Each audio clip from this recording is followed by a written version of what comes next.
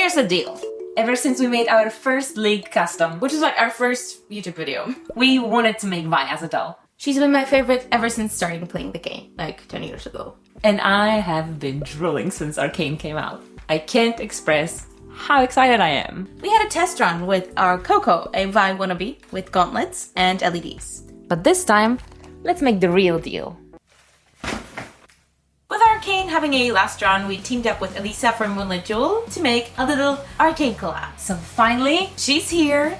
Here comes Vi. I actually started working on this 2 months ago, so let's go back in time.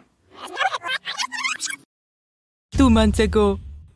While League of Legends models are available for download, it is not as simple as just tossing them onto the printer and you're done. While having the model for reference helps, I had to model everything from scratch and make sure all the pieces would attach to each other and that they would attach to the doll, as well as the electronics, all having a place to be in and a way to be connected. That's why it took almost 2 months to prepare. With the prototype sent to the printer, I was kinda expecting most of the things to work, but also I stopped being delusional that everything will work perfectly first time, so I was prepared to make changes. As expected, some holes needed to be drilled out and not everything was properly modeled, so for example the wrist didn't basically turn at all because I referenced the game a lot, and in the game real object collision is not a problem. Some design elements just cannot translate one-to-one into real-life physical world that we live in, unless you believe we live in a simulation. But with the knowledge on what to fix, the second version was much improved and ended up being good enough to be the final version. Other than this being wrong, I think it's quite alright. This is how big this is. Get this? Majonez. Pójdę puścić drugie.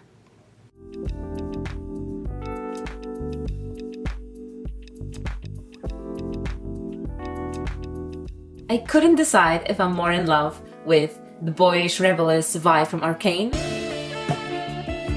or the original design from League of Legends by Paul Kwon with glam makeup and badass vibe. So we're mixing them together. I sculpted a custom head in Blender using shots from Arcane as a reference, making sure it will still fit smart doll scale and proportions. It took me a few hours to get the nose and lips look how I want it to be. Of course, I added the lip and brow scars and protruding ears to make her look more like in the show. Barb printed the head in light beige resin, but it's not exactly the same as the cinnamon smart doll body color, so let's paint it. My workflow nowadays is 2 layers of Mr. Super Clear, then 1 layer of paint applied with a brush, then a lot of layers of paint applied with airbrush, sometimes changing the color of the paint in the meantime, adjusting the color, the shade, then 2 layers of matte acrylic varnish and 2 layers of Mr. Super Clear again to prepare the face for watercolor pencils. I'm starting the face from painting the eyes, as this is the most difficult part. Every character in Arcane has dark shadows under the eyes, so that's what I'm starting from. I want my Vi to have a bit more makeup than the Arcane version because I feel like pretty dolls deserve pretty eyeshadows, and I like how she looks in the original concept art too. Badass but feminine. I'm adding a thick black liner and thick brown eyebrows with a scar in the middle. The lip color is a combination of pink, red, brown, and gray. I would like to have a pencil in every color in the world, but that's just simply impossible. That's why I'm mixing these four. Even this is the most 3D-like sculpt with a lot of depth and, structure. I still want to add a lot of highlights and shadows. It's a little bit like makeup, but more, we have to add some shadows, contouring, and highlights. Then I start to add vinyl and acrylic paints to the watercolors, sometimes mixing them together and sometimes just putting the paint on the sketch. One thing I was really excited to try is to add the darker shadow coming from the nose to the cheeks, as it's a signature part of Arcane's style. I mixed beige, brown and grey pastel and carefully applied it to this area of the face, which I have no idea how to call. I'm also adding some JoJo-like lines to accentuate the hand-painted vibe of Arcane. You know me, I love adding freckles to my faces, and I think she had some in the show actually, so it's not like something new, she has freckles. She also has a few scars and scratches here and there. One of my favorite parts in doll customizing is adding white highlights to the faces. It gives them, at the same time, like a cartoon look, but also makes them more 3D and alive, so like more realistic, but kind of not. I don't know if you know what I mean, but I think it suits Arcane pretty well. And we can't forget her Vi tattoo on her cheek. Or is it 6 tattoo? I think it's Vi. I liked how she looked without lashes, but I couldn't stop myself from adding a few. Every of our doll have lashes, even the guys. I put the eyes inside, sketched the irises and pupils, and it always looks weird when I take them out of the head. The eyes take some time and I kind of made them a little bit too dark. Here they look very wonky, but the color was nice. But then I started adding more pastels and resin and they lost the brightness. But I still really like them. They just looked a little bit different from the show and like more realistic than Arcane style. Vi's outfit has a lot of layers that look sort of scrapped together, so I'm gonna start building the outfit from inside out, starting with the navy blouse and the camisole. So I think that this is about the same sort of proportion here, but I just want to point out that this will be entirely not wearable. For the blouse, we decided to join the navy hoodie with the white camisole and print it on fabric. I was ordering stuff for Vaggie and for the London convention at the same time, so it just made sense. And since it will be under a jacket to limit the scope of the project, at least a little bit, this allowed me to save some time. Since I had a lot of extra space on the fabric, I printed a Christmas sweater, but I wonder will I have the time to sew it up. I actually started putting things together from these leggings that go under the pants, which you don't really notice that they are there at all in the design. You know what? Unless you're really looking at all the pieces. And I was really looking at all the pieces to make them. All of these are just really basic pieces to put together though. So now enjoy the greener side, less stained one.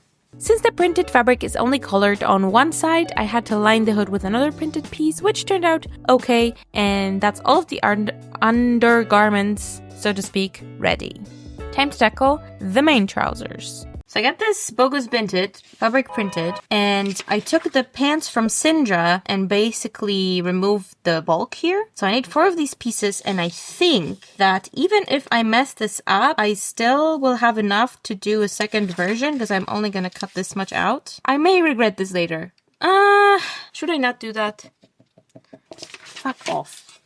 I'll do a test, fine. It should be a fast test anyway. So off I went to test out the pattern, and I was kind of right. All of the adjustments I did were taking fabric in, so while I could have gone with the proper fabric from the get-go, I had the peace of mind that I had enough fabric to do the final version. With my new pattern ready, I cut into the stripes but didn't bother matching them up too much. Vi's design is quite busy with all the mending and ties holding things together, so I didn't feel like it mattered here, as opposed to like Beetlejuice. I added some ribbon to hold the pants in the back with snaps and wrapped up the doll in some foil to make a pattern for the weird V-shaped belt that she has. Clever design choice, right?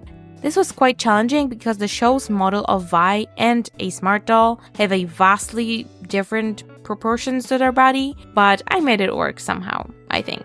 With a piece of navy fabric and some flannel, I first quilted the belt by sewing parallel lines that were perpendicular to each other, if that makes sense, just a grid. The grid. And then I added a bunch of belt loops, folded the edges under, and stitched that to another piece of fabric. This place is a mess, but I added belts. Alex will probably make them better. There are some green elements on the pants, like this patch with a little cargo pocket, so I made a quick teepee pattern for that, and there's this sort of colored looking piece above her knee, which I freehanded.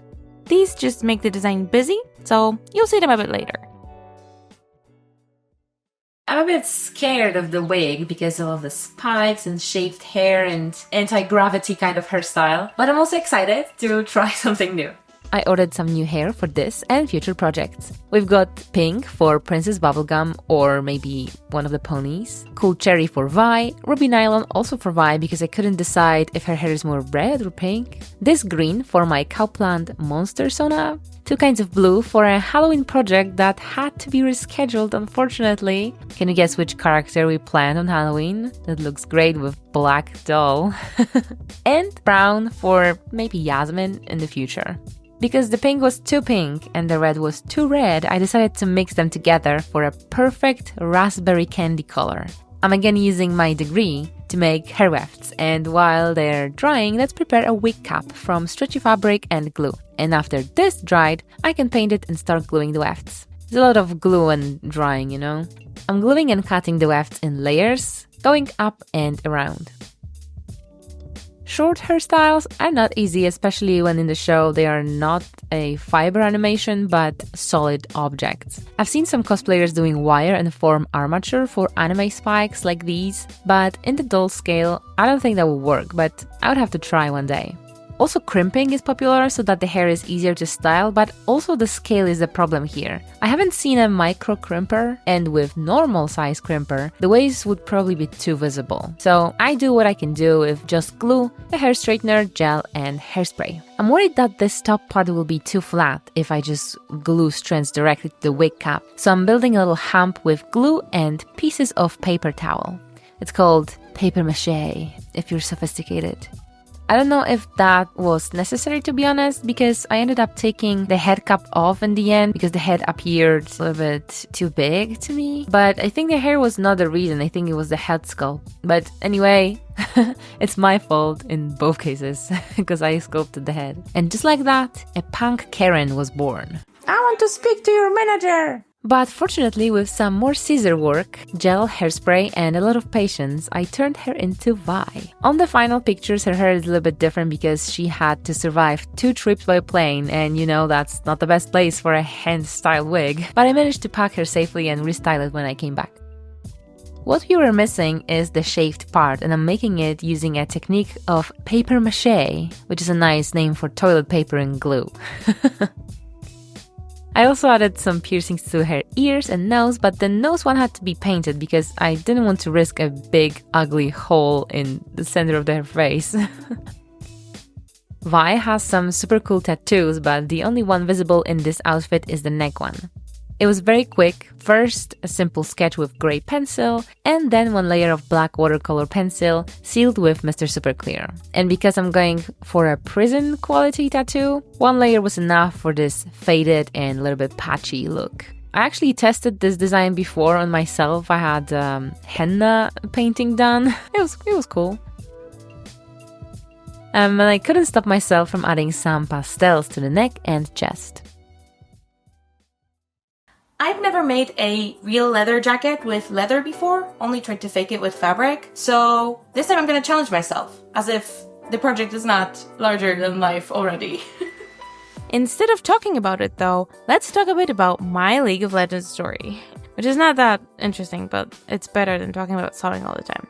I think I started playing League somewhere in middle school, so that's like 10 to 14 years ago. I actually started playing League because Alex had a friend who made her play League, and we had a deal between each other that I would play League if she played Minecraft with me, and I kind of started liking it, so I continued to play. Vi was actually my first favorite character, and I attempted to play her many times, but I soon realized that I can only do a semi-good job by playing in the support position. And Vi, I think at the time was more like a top lane character and maybe jungle. I was not good at this game. Vi's officer skin was the first skin that I ever got. I remember there was this website that let you earn points for playing shitty browser games for points, which you could later exchange for the League currency. So I did that until I had the League money to buy the skin. I actually then met my first boyfriend because of that skin, and I hope he's really happy with his wife. He was always very good to me, so I hope he's happy in his life. I also had a group of friends that would play and just chill with me on non-ranked games because I sucked, so I didn't play the ranked games, and I miss them because we kind of all grew apart, but I doubt they are watching this. But if you do, I think about you guys sometimes, and I wish we could reconnect, but I don't have the balls. So anyway, I haven't played League in a long while, but Vi and League in general will always have a special place in my heart, even though it's a hella toxic game. I think the designs are so beautiful, and I want to make more. Okay, run over. Klawo, nie? Tylko wystarczy zszyć tu z boku i można przymierzyć. I potem płakać, że o, nie wyszło. O. Dobra, let's do this. Powiedziała Ola. Która nie ma zamiaru nic zrobić. I wyszła. Dobra, przymierzamy. Ja się boję. Wygląda to całkiem epicko. Ty, czy ja jestem fucking stupid i miałam to tutaj przedłużyć, tak? Bo tak. I co teraz? Zostaw jak jest. Nikt się nie skapnie. Oh my god. Kurde, no, ale fuck up. So the quarter classic. Oh shit, here we go again. I redid the pattern a bit, and I think I confused myself a bit when redoing the pattern because this pattern doesn't have the usual sort of seam allowance for turning it under and everything, so the pieces didn't match. And I just had enough fabric to cut the pieces for the third time, so that was a miracle.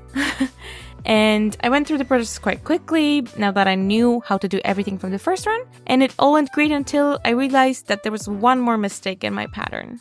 Okay, so because I changed this and not this, now the back is too short. But I'm not gonna let that stop me, and I'm just gonna extend it because I am not resewing this again.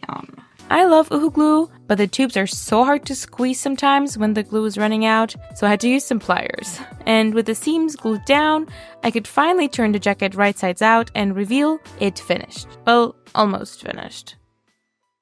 The jacket is super cool, but Arcane has this hand-painted vibe, and it would be a crime not to paint our jacket.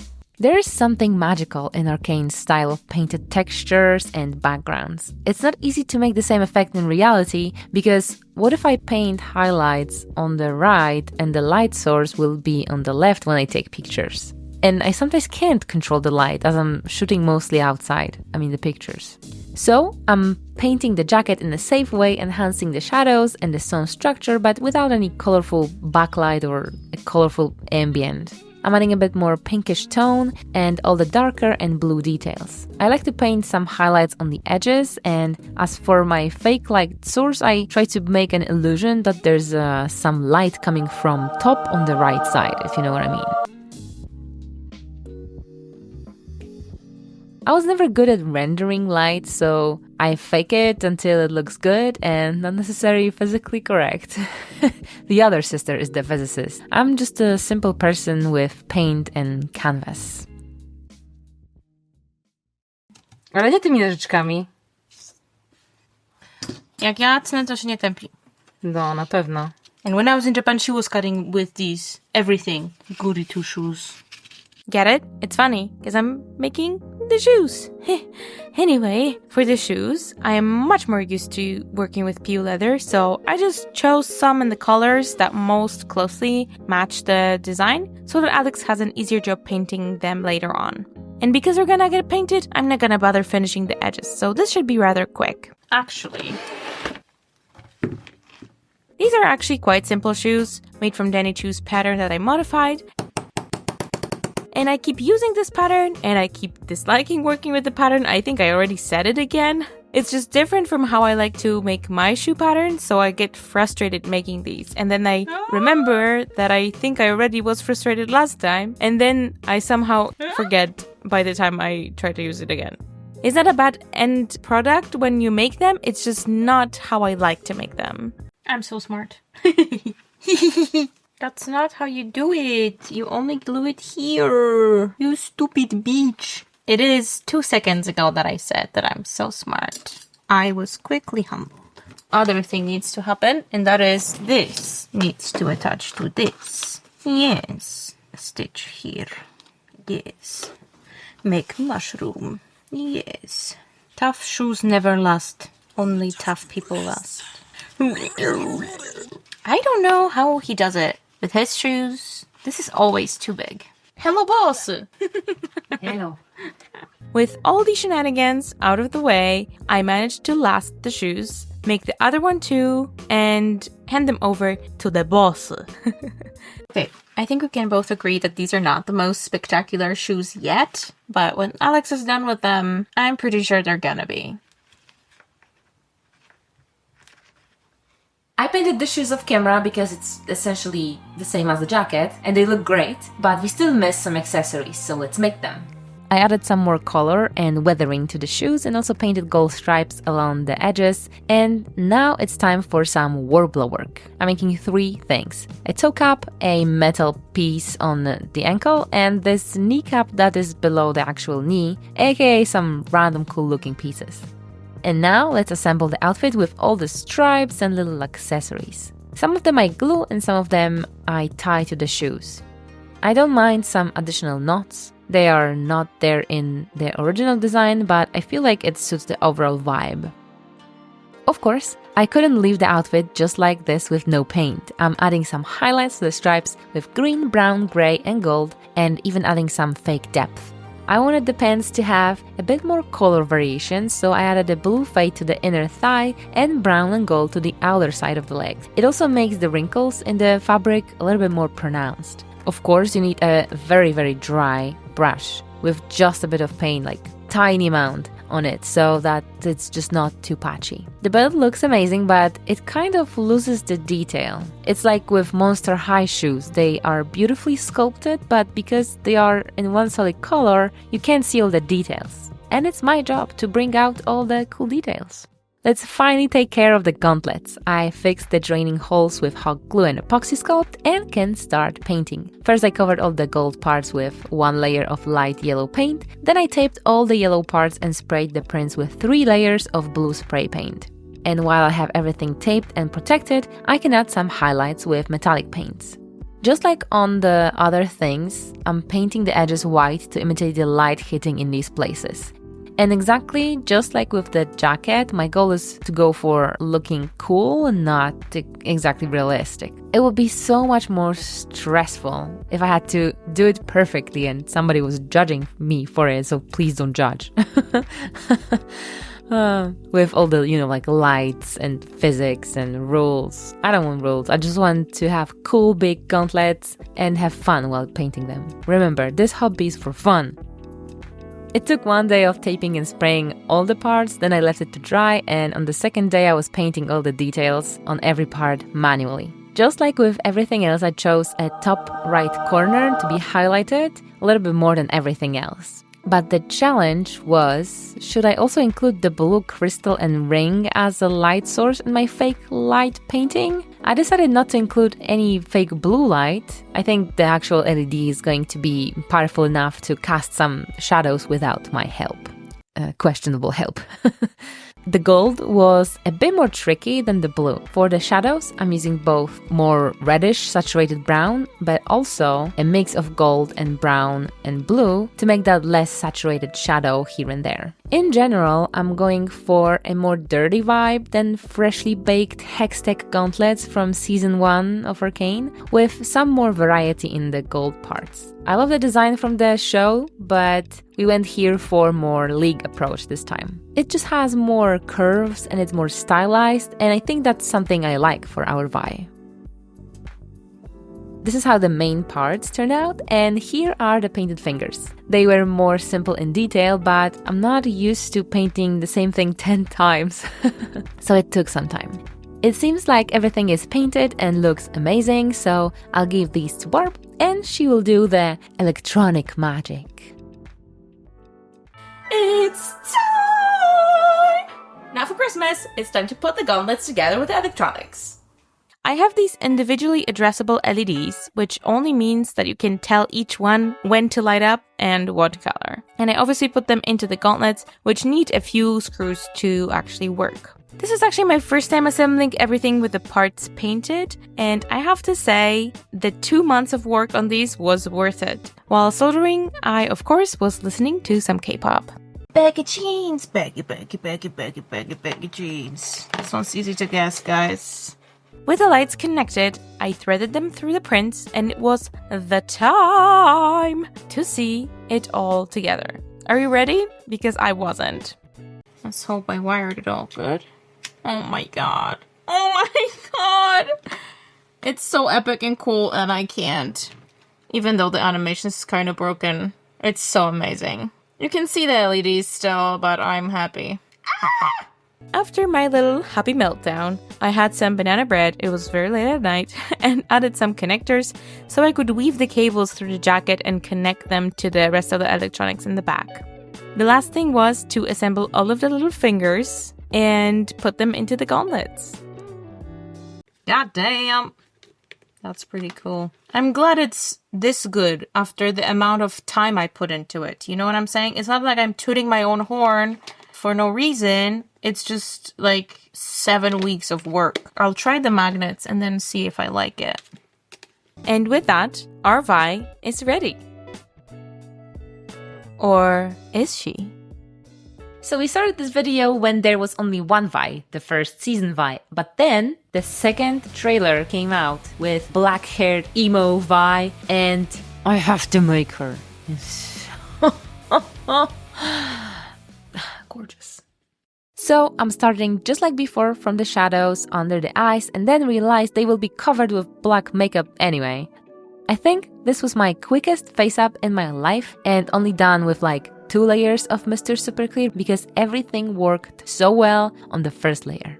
When I painted it, there was only the trailer reference, and I think I joined a few of these looks from the trailer. I'm going for a smudged war paint mixed with tears, sweat, blood, and other unidentified fluids, and just paint whatever I want. One of the best parts in making these 2 dolls was that I could stare at Vi pictures for hours and call it work.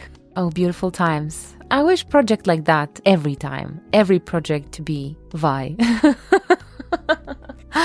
We can't do that. Or can we? I painted her eyes in a bit more messy style, and this is how she looks.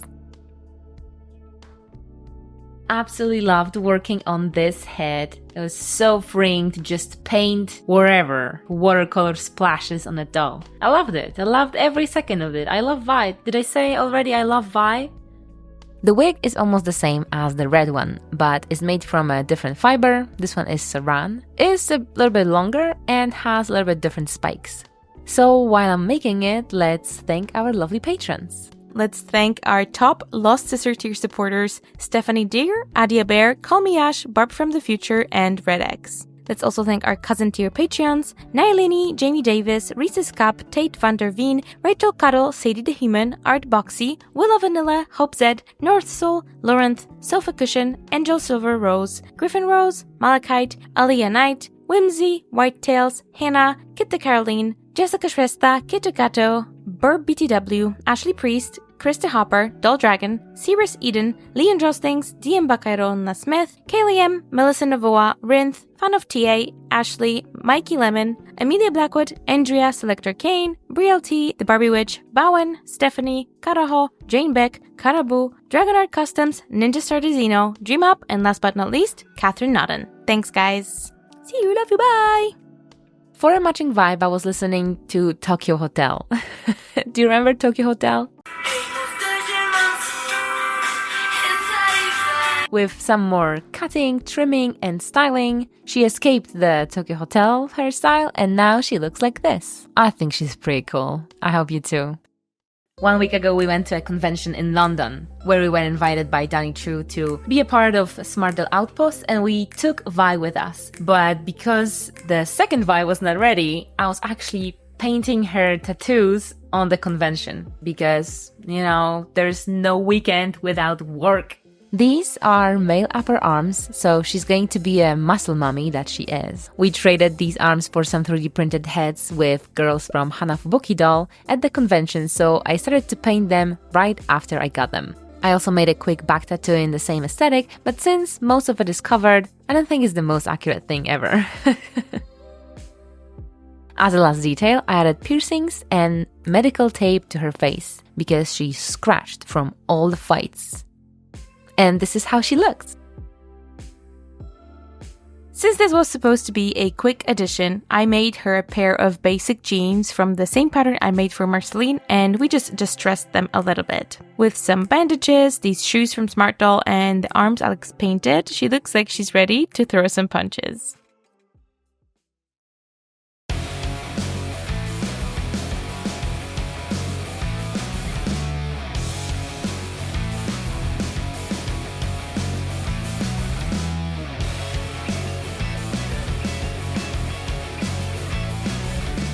this is how they, both of them, turned out.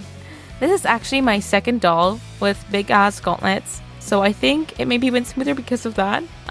The first one, Coco, was obviously inspired by Vi, but Vi was actually the one that's always been my girl, and I'm so happy that we could finally bring her to life. To doll, you know what I mean.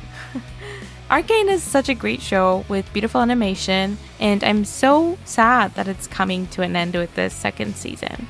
I always loved all of the little shorts that League used to release as well, so I'm sure they will be cooking up another project soon. We had an absolute blast making this project alongside Elisa from Moonlit Jewel, as collabing on this behind the scenes is always such a fun experience, and I know you already know who she is, but make sure that you check out her Jinx as well, because it is an absolute masterpiece. Make sure to follow us on Instagram for some sneak peeks and subscribe for future videos. Join our Patreon for previews. Become a member to get super extra amazing emojis. And we'll see you one more time in this Year of Shadow. Have an enchanted day. Bye bye. So finally, she's here. Here comes life.